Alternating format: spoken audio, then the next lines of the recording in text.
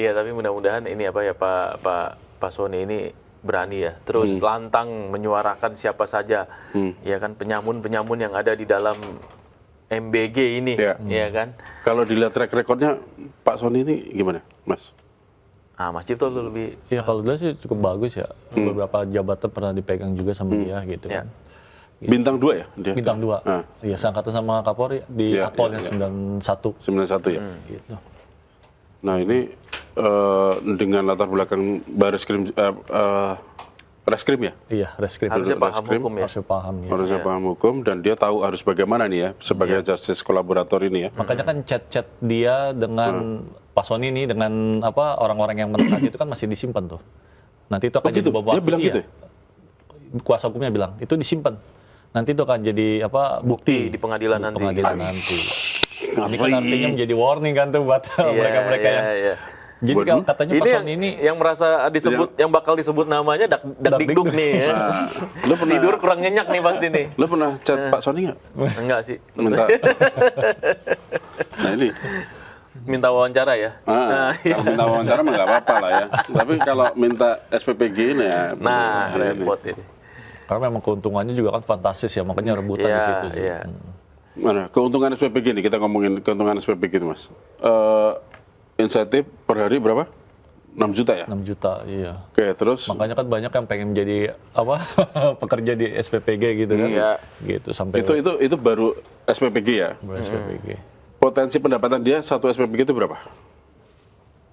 Wah, itu nilainya bisa Nah itu nggak ini ya, nggak relatif ya, relatif tergantung memang. tempat. Ada SPPG kita nggak menafikan juga ada SPPG yang jujur ya. Maksudnya memang semua dana budget yang diberikan itu dihabiskan untuk makanan gitu. Tapi banyak juga kemarin berseliweran di media sosial juga itu ada oknum-oknum dari SPPG juga yang minta markup dari vendornya gitu. Nah ini tuh ngeri juga ya, maksudnya jadi yang tadinya memang harganya contoh lah 5.000 gitu. Nah dia minta saya ambil yang 2.500 tapi tolong ditulis di notanya 5.000 gitu. Nah ini kan udah ada praktek-praktek kecurangan dari bawah gitu.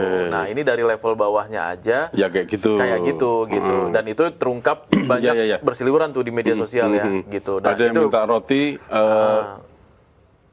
harga jualnya 3.000, dia minta harga 1.500 tapi di notanya tetap ditulis 3.000. Ya, ada juga yang kayak gitu, model-model gitu. Nah, berseliweran sih di berseliweran gitu. Kita belum tahu ya benar atau enggaknya, tetapi ini kan jadi indikasi bahwa dari kepalanya aja udah begitu, gimana bawahnya gitu, gimana sampai ke akar rumputnya nih, sampai ke SPPG yang paling bawah gitulah, yang melayani anak-anak itu sekolah gitu. Ini tuh pekerjaan yang mulia sebenarnya, ya kan, memberikan gizi, memberikan makan kepada anak-anak penerus bangsa. Niatnya kan gitu ya. Niatnya kan seperti itu, supaya anak-anak itu bisa punya IQ yang tinggi ya Mas ya. Karena IQ katanya orang Indonesia itu termasuk apa? Yang kurang lah gitu ya kan. Nah ini biar ke depan biar anak-anak kita tuh punya IQ yang tinggi, tidak stunting, gizinya tercukupi gitu kan. Tolonglah jangan korupsi lah gitu. Tolonglah jangan dimainkan demi keuntungan pribadi gitu. Ingat loh dosanya tuh. Iya. Ya kan? Ini dosa yang harus dipertanggungjawabkan kalian nanti. Ya kan? Di akhirat. Iya loh. Iya benar. Iya kan? Jadi ya mungkin angka-angka ini hanya sebatas angka di dunia gitu. Tapi pertanggungjawabannya nanti loh. Kita tuh harus berpikir bahwa ini adalah pekerjaan yang mulia yang menyambung masa depan dari anak-anak kita nanti ke depannya, generasi penerus bangsa, ya kan, yang akhirnya justru malah jadi IQ-nya tinggi enggak, gizinya baik enggak, duit negara kemakan banyak, anak-anak generasi mudanya kena stunting, kan gawat ini. Kalau begini ya kan. Dan ini pertaruhan buat Presiden Prabowo juga nanti. Sebenarnya ya kalau kita lihat program itu benar kata Mas Andri tadi ya. Niat dan tujuannya kan bagus ya. Memang harus diakui juga bahwa beberapa daerah di Indonesia yang 3T itu tadi kan juga banyak juga yang anak-anak yang tidak bisa makan tiap hari juga gitu kan. Nah ini kan sebenarnya sasaran-sasaran yang kayak gitu tuh. Tapi kemarin itu sempat ada beredar juga di sosial media Mas Ip. Ada yang rame-rame di bagian yang katanya soal pembentukan SPPG itu juga bermasalah juga ya? Ya itu salah satunya jual beli di situ gitu. Kan SPPG itu kan kalau tempatnya strategis kan akan lebih memudahkan gitu ya. Nah, jadi rebutan tuh dia di situ. Akan lebih menguntungkan pastinya. Itu ada juga ya, ada juga bocoran ya Sobat Sindo bahwa titik-titik SPPG itu katanya di list. Betul. Di data titik ini ini warnanya biru. Titik ini warnanya kuning. Betul. Nah, dari kuning ke biru, dari biru ini lebih bagus ya posisinya. Bagus posisinya. Biru lebih bagus, kuning kurang lah. Nah, yang kuning ini mau jadi biru harus bayar katanya. Modelnya kayak gitu katanya. Bener gak sih, Mas? Ada kemungkinan sebab Pak Sony sendiri menyebut memang itu. Salah satunya adalah jual beli SPPG itu. Iya. Gitu. Jadi artinya orang-orang tertentu yang bisa punya SPPG gitu. Padahal kan modalnya kan gede ya. iya, modalnya kan gede ya. Bikin dapurnya kan mahal ya. Pengen balik modal cepet mungkin. Tapi balik lagi Mas Teguh, ini juga jadi catatan ya sebenarnya. Awalnya MBG ini kan dibuat ini kan untuk memutar roda ekonomi kan. Artinya harusnya yang bergelut di situ memang semuanya itu memang dari masyarakat, dari UMKM, dari petani, dari peternak gitu kan. Ibu-ibu kantin gitu loh. Jangan terus kemudian mematikan kantin sekolah dengan membuat makan bergizi gratis yang disponsori oleh orang-orang yang berduit gitu. Uangnya kan larinya ke situ aja gitu.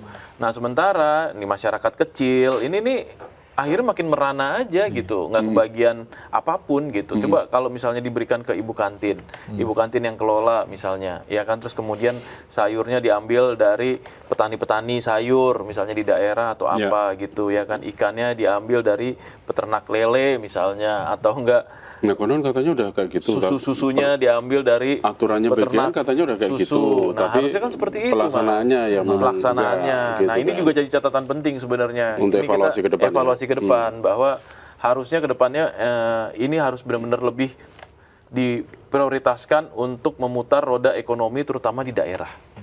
Gitu. Terutama masyarakat-masyarakat menengah ke bawah yang memang butuh pekerjaan, butuh mata pencaharian, dia memproduksi sesuatu yang bisa dimanfaatkan di dalam menu MBG, kan harapannya itu. Iya. Ya semoga aja nih pimpinan MBG yang baru ya bisa membenahi itu semua ya. Ya memang pengalaman saya juga, saya pernah ditawarin waktu itu, ada salah seorang politikus yang nawarin. Apa mau nawarin? Jadi garap SPPG gitu. Dia punya modal 3 miliar gitu. Terus tapi syaratnya jangan di Jabodetabek, dia bilang gitu. Karena Jabodetabek terlalu banyak. Persaingannya terlalu ketat, harus di luar. Artinya kan memang ya, kriteria jual beli itu memang mungkin ada, gitu. Makanya tinggal diungkap aja ini siapa dalang-dalangnya ini kan. Tapi kalau pengalaman dari kasus yang beredar, yang bergulir di Indonesia nih, jadi justice kolaborator itu di pengadilan untungnya apa sih dia? Apakah nanti hukumannya akan diperingankan atau gimana? Iya, ada beberapa justice kolaborator yang kita tahu ya, kayak siapa, Brigadir Richard Eliezer itu yang kasus penembakan Verdi Sambo itu. Verdi Sambo. Itu kan dapat pengurangan hukuman dari 12 tahun tuntutan, ternyata cuma dituntut divonis 1,5 tahun. Ya. Itu karena dia nggak melakukan. Ya artinya kan jadi justice kolaborator itu ada imbasnya, ada dampaknya, itu pengurangan hukuman. Tetap ada pertimbangan ya buat hakim. Terus ada juga siapa, Agustinus kalau nggak salah itu ya, kasus dulu cek yang BI itu juga dapat keringanan juga, dapat bebas bersyarat. Ada banyak kasus yang justice kolaborator yang mendapatkan keringanan hukum. Dulu yang rame Nazarudin itu di kasus Hambalang itu dia justice kolaborator bukan sih? Kayaknya nggak disetujui dah. Oh enggak ya? Dia enggak ya? Oke. Sempat mereka ngajuin tapi nggak ini. Oh, oke. Terus ini sebagai justice kolaborator dia harus memenuhi syarat itu tadi. Iya. Terus di pengadilan dia harus menyebut siapa-siapa gitu. Dia harus mengungkap semuanya. Gitu. Ini akan menarik sekali di pengadilannya nanti nih.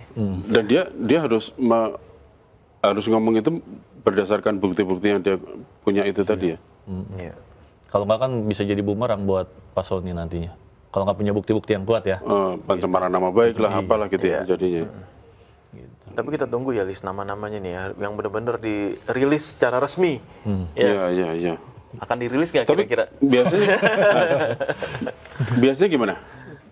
Akan ada ini nggak? Dirilis nggak? Ini nanya aja nih yang udah pernah. Gitu. Biasanya sih di persidangan.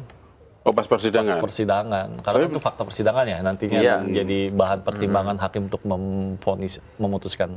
Kalau dilihat dari persidangan-persidangan tipikor yang ada kemarin-kemarin, disebut namanya di pengadilan juga nggak dipanggil tuh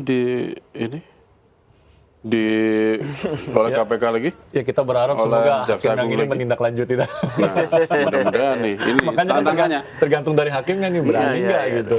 Iya. Tapi bahwa intinya nih masyarakat menyorot sekali kasus ini loh, ya kan? Kita semua anak-anak kita gitu ya, Sobat Sindo, ini semuanya memang pendapat jatah MBG semua. Rata-rata ya mayoritas ya, karena kan itu masif di seluruh daerah ya. Ya artinya ketika ini diganggu dan ketika ini ada unsur kriminalitas di dalamnya, otomatis kan akan menjadi pusat perhatian dong. Ya kan? Dan ya kita minta penegak hukum juga benar-benar menegakkan hukumnya, gitu. Jangan tebang pilih nih, gitu nanti nama-namanya ada muncul dan dirilis, kita pengen itu juga segera diproses. Perkara salah benar itu belakangan deh, gitu. Yang penting kan ada proses hukum yang berjalan. Penyelidikan gitu. lah ya. Ada penyelidikan yang berjalan, bener Mas. Gitu. Betul. Nah, ini doa anak-anak para penerima MBG juga nih ya. Yang dijolimi. Ya, ini kan mereka terzolimi kan dengan posisinya duit yang harusnya MBG-nya bagus, dikorupsi jadi nggak bagus MBG-nya kan gitu. Semangka yang tadinya tebal jadi setipis tisu. Nah, itu kayak gitu-gitu. Itu kan kasihan gitu loh anak-anak kita loh.